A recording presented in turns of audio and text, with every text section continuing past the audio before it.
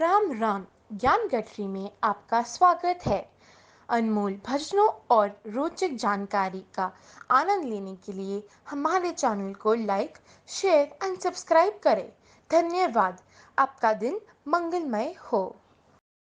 आप सभी भक्तों का ज्ञान गठरी चैनल में स्वागत है।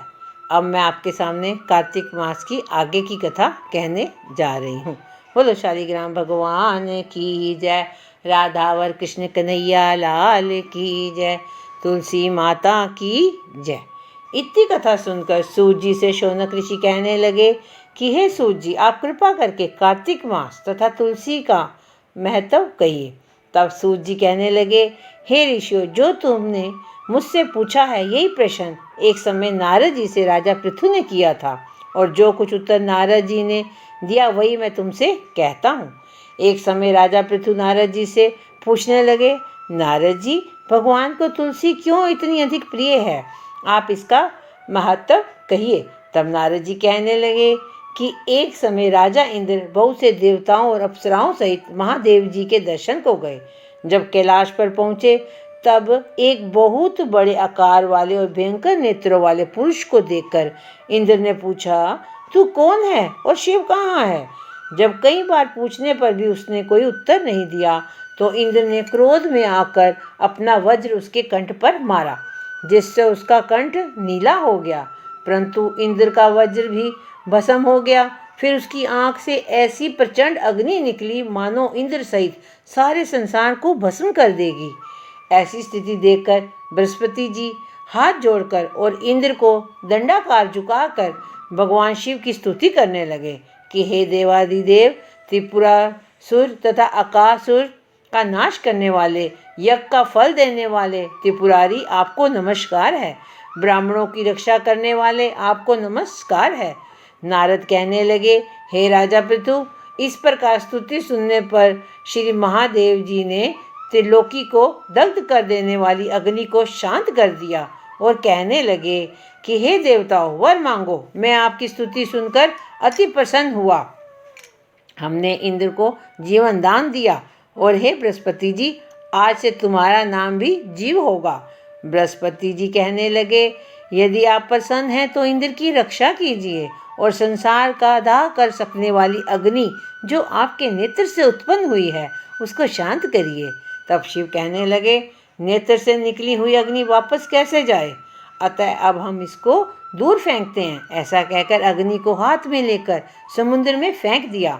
वह गंगा के संगम में जाकर गिरी और बालक होकर रोने लगी। उसके रोने के शब्द से पृथ्वी कांपने लगी और सातों लोग बहरे हो गए। ऐसा आश्चर्य देखकर वहां पर आए हुए ब्रह्मा जी समुद्र की गोद में बालक देखकर आश्चर्य से पूछने लगे, ये बालक किसका है? समुद्र ने बड़े आदर से बालक को उठाकर ब्रह्मा जी की गोद में दे दिया और कहने लगे, यह मेरा पुत्र गंगा से उत्पन्न हुआ है। अब आप इसके जात कर्म कराइए। फिर उस बालक ने ब्रह्मा जी की दाढ़ी पकड़कर इतने जोर से मरोड़ी कि ब्रह्मा जी के नेत्रों में आंसू आ गए। किसी प्रकार दाढ़ी छूटी तो ब्रह्मा जी ने कहा, इसने हमारी आंखों से जल निकाला है, अतः इसका नाम जलंधर होगा। परंतु यह शिव के अतिरिक्त किसी के हाथ से नहीं मरेगा, क्योंकि यह शिव के अंश से ही उत्पन्न हुआ है। यह अभी युवा हो जाएगा। तब ब्रह्मा जी ने शुक्राचार्य को बुलाकर उसका राज्याभिषेक कराया और अंतर्ध्यान हो गए। समुद्र ने कालनेमी की कन्या वृंदा के साथ उसका विवाह कर दिया, जो कि पतिव्रताओं में सबसे प्रथम और अति सुंदर थी। परम सुंदरी वृंदा के साथ विवाह कर जलंधर अति प्रसन्नता से दिन बिताने लगा। जब जलंधर घर में आता तो वृंदा अपने हाथ से पंखा जलती, पाद्य अर्ध आचमन उसको अर्पण करती। वह अपने पति को नारायण समझकर उसकी सेवा किया करती थी। नारद जी कहने लगे, हे राजा पितु, अब मैं पतिव्रता स्त्रियों के कुछ लक्षण तुमसे कहता हूँ। पतिव्रता स्त्री अपने पति के दुख में दुखी और सुख में सुखी होती है और अपने अच्छे कर्मों के फल से वह अपने माता पिता तथा पति तीनों कुलों को पवित्र कर देती है। इतना कहकर नारद जी बोले, हे राजा पृथु, देवताओं से डरकर जो सब दैत्य पाताल में भाग गए, वे जलंधर का अभय पाकर फिर पृथ्वी पर आकर घूमने लगे। उसी समय जलंधर ने कटे सिर राहु को देखा तो उसने शुक्राचार्य से इसका कारण पूछा। तब शुक्राचार्य ने समुद्र मंथन तथा देवताओं द्वारा रत्नों के हरण की कथा सुनाई। इस प्रकार पिता का मंथन और दैत्यों का अनादर सुनकर जलंधर ने क्रोध में आकर घसमर नाम वाले दूत को बुलाकर इंद्र के पास भेजा। वह सभा में जाकर अभिमान पूर्वक इंद्र को नमस्कार ना करके कहने लगा, दैत्यपति जलंधर ने जो कुछ कहा है वह सब सुनो। हमारे पिता का मंथन करके जो तुमने रतन लिए हैं उन पर तुम्हारा कोई अधिकार नहीं है, अतः वह रतन हमें वापस कर दो। घसमर के ऐसे वचन सुनकर इंद्र भय और विस्मय से कहने लगा, समुद्र सदैव हमारे शत्रु दानवों की रक्षा करता है, अतः हमने उसको मत कर रतन लिए हैं, इसलिए उन पर दैत्यों का कोई अधिकार नहीं है। दूत ने ये सब समाचार जलंधर से जाकर कहा तो वह अत्यंत क्रोधित हुआ और देवताओं को जीतने का उपाय सोचने लगा। उसने सब दिशाओं तथा पातालों में अपने दूत भेजकर सब दैत्यों को बुलाया और शुभ और निशुभ को अपना सेनापति बनाकर स्वर्ग के नंदन वन में जाकर इंद्र को अमरावतीपुरी को घेर लिया। तब देवता भी युद्ध के लिए बाहर निकल आए और अनेक प्रकार के शस्त्रों से देवताओं तथा दैत्यों का युद्ध होने लगा। वे सब एक दूसरे को मार मार कर गिराने लगे। सब तरफ खून बहने लगा। मरकर गिरे हुए घोड़ों और हाथियों से पृथ्वी भर गई। उधर युद्ध में मारे गए दैत्यों को शुक्राचार्य अपनी संजीवनी विद्या से जीवित करने लगे। इधर बृहस्पति जी द्रोणाचार्य की दिव्य औषधियों द्वारा देवताओं को जीवित करने लगे। उधर जब देवताओं के जीवित होने का वृतांत दैत्यों ने शुक्राचार्य से जाकर कहा तो जलंधर दैत्य ने अपने अनुचरों को द्रोणाचल पर्वत को समुद्र में फेंक देने का आदेश दिया। तब दैत्यों ने द्रोणाचल पर्वत को उठाकर समुद्र में फेंक दिया और फिर आकर संग्राम करने लगे। जब देवताओं को जीवित करने के लिए औषधि लेने के लिए बृहस्पति जी गए तो दिव्य पर्वत द्रोणाचल को ना देख और देवताओं और दैत्यों के द्वारा निरंतर संहार होते देखकर वे घबरा कर कहने लगे, हे देवताओं, शीघ्र ही यहाँ से भागो। यह दैत्य शंकर के अंश से उत्पन्न हुआ है, अतः वह अब तुमसे नहीं मरेगा। गुरु जी की यह बात सुनकर देवता भय के मारे दसों दिशाओं को भागने लगे और जलंधर दैत्य ने जीत के नगाड़े बजाते हुए देवों की अमरावती नगरी में प्रवेश कर लिया। सब देवता भय के मारे सुमेरु पर्वत की कंधारों में जाकर छिप गए। सब देवों के भाग जाने पर जलंधर इंद्र की पूरी अमरावती शुभ निशुभ के अधिकार में सौंप कर स्वयं देवताओं का पीछा करने के लिए सुमेरु पर्वत की ओर आ गया। इंद्र आदि सब देवता जलंधर को फिर आता हुआ देखकर भगवान विष्णु की स्तुति करने लगे। हे मच्छ, कच्छ आदि अनेक रूप धारण करने वाले, भक्तों के दुखों का नाश करने वाले, सारी सृष्टि का पालन तथा संहार करने वाले, शंख चक्र गदा और पद्म को धारण करने वाले, आपको नमस्कार है।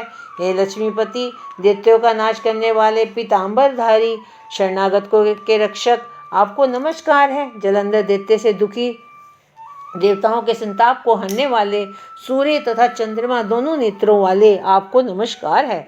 नारद जी कहने लगे, हे राजा पृथु, जो कोई भगवान की इस संकट नाशक स्तुति को पढ़ता है उसके संकट नाश हो जाते हैं।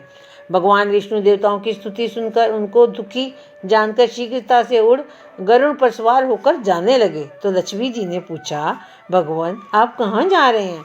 तब उन्होंने उत्तर दिया, तुम्हारे भाई जलंधर से पीड़ित देवताओं की सहायता के लिए जा रहा हूँ। जब लक्ष्मी जी कहने लगी, भगवान मैं आपकी परम प्रिया हूँ, तब आप मेरे भाई को कैसे मारेंगे? तब भगवान ने कहा कि शंकर से उत्पन्न और ब्रह्मा जी के वचन से हम जलंधर को कदापि नहीं मारेंगे। ऐसा कहकर शंख चक्र और खड्ग लेकर जलंधर के साथ युद्ध करने के लिए चल दिए।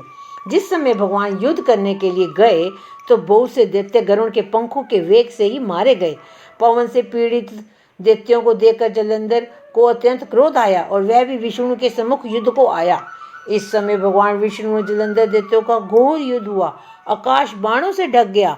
तब भगवान ने जलंधर के ध्वजा, छत्र, घोड़े और धनुष सब अपने बाणों से काट डाले। जलंधर ने भी गरुड़ के मस्तक पर गदा मारी, जिसने गरुड़ को मूर्छित कर दिया। भगवान ने उसकी गदा को अपनी तलवार से काट दिया। फिर दोनों का मल्ल युद्ध हुआ। जलंधर ने भगवान की छाती में मुक्का मारा। उस समय भगवान जलंधर के इस घोर युद्ध को देखकर सारा संसार भयभीत होकर कांपने लगा। तब भगवान विष्णु ने कहा, दैत्यराज, तुम्हारा और हमारा युद्ध ठीक नहीं, क्योंकि तुम लक्ष्मी के भाई हो। तब जलंधर ने कहा, यदि आप प्रसन्न हैं तो मुझे यही वरदान दें कि लक्ष्मी जी तथा अपने गुणों सहित आप मेरे घर में वास करो। तो एवं मस्तु तथा वस्तु, ऐसा ही होगा कहकर भगवान लक्ष्मी जी सहित जलंधर नगर में चले गए। तब जलंधर देवताओं के स्थान पर सब दैत्यों को नियुक्त करके जलंधर नगर में निवास करने लगा और देव, गंधर्व, किन्नर, यज्ञ आदि के पास जो भी रतन थे वे सब अपने अधिकार में कर निशुंभ को शासन के लिए पाताल में भेज दिया। वहाँ उसने शौनकादि नागों को वश में कर लिया। इस प्रकार जलंधर देव, यज्ञ, किन्नर, गंधर्व और मनुष्य सबको अपनी प्रजा बनाकर पुत्र समान तथा धर्म की नीति से उनका पालन करते हुए त्रिलोकी का राज्य भोगने लगा। नारद जी बोले, हे राजा पृथु, एक समय भगवान के दर्शन करने तथा जलंधर की राज्य लक्ष्मी देखने के लिए हम भी वहाँ पर गए थे। बोले तुलसी माता की जय, शालिग्राम भगवान की जय। वहाँ जाकर उन्होंने क्या देखा, यह हम आपको कल बताएंगे।